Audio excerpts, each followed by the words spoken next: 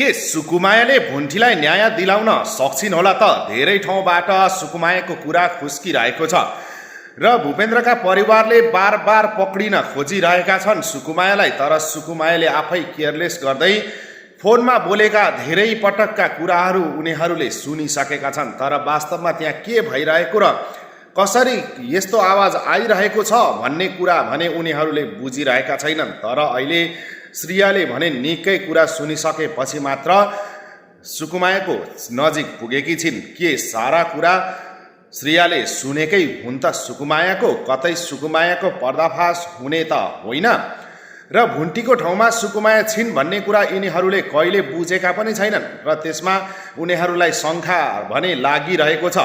पहिलादेखि भुन्टी एकदमै सोझी र इमान्दार थिइन्, तर उसलाई यति धेरै कानुनका कुरा र यति धेरै ज्ञान गुणका कुरा र यसरी अदालतसम्म धाउन सक्ने अवस्थामा कसरी पुर्याइयो भन्ने कुराको प्रश्नमाथि प्रश्न उठिरहेको थियो उनीहरूमाथि। तर त्यति नै बेला भूपेन्द्रका दाजु भुवनले भने समय र परिस्थितिले मान्छेलाई बाठो बनाउँछ, त्यसमा पनि यो सारा काला करतुतहरू तपाईँकै छोराबाट भएको हो, अर्थात् भूपेन्द्रकै कारणले भएको हो।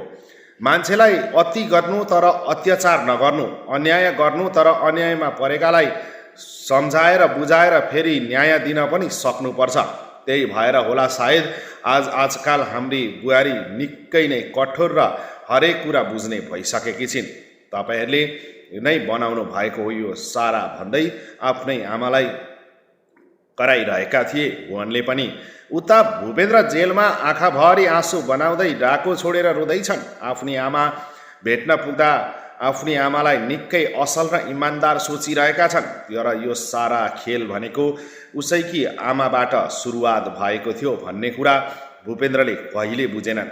सधैँ भुन्टीलाई नै गलत सम्झिरहे, सधैँ भुन्टीलाई नै नराम्रो मानिरहे, तर भुन्टी कहिले गलत थिएनन्। सधैँ भुन्टी उसैको साथमा र उसैको परिवारलाई खुसी दिनका लागि जति नै दुःख दिए पनि बाहिर कसैसँग कुरा नगरी आफ्नो सुर गरेर हिँडिरहेकी थिइन् भुन्टी।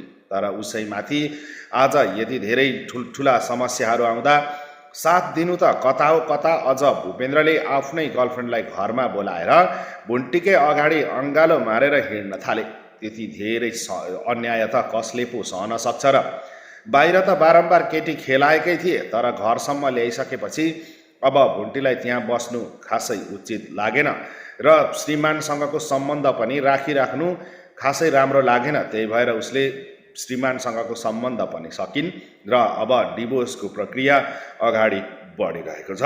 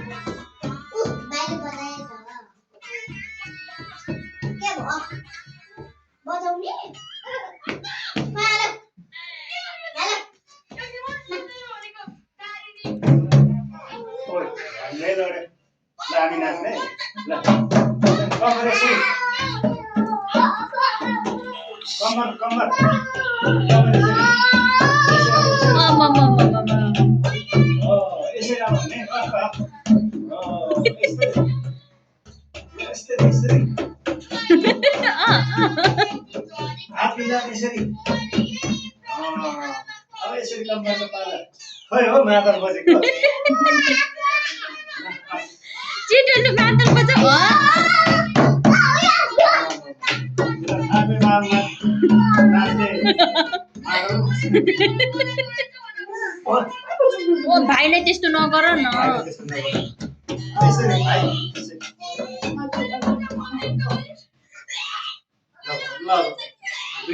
लु दादा र भाइ नाची नाची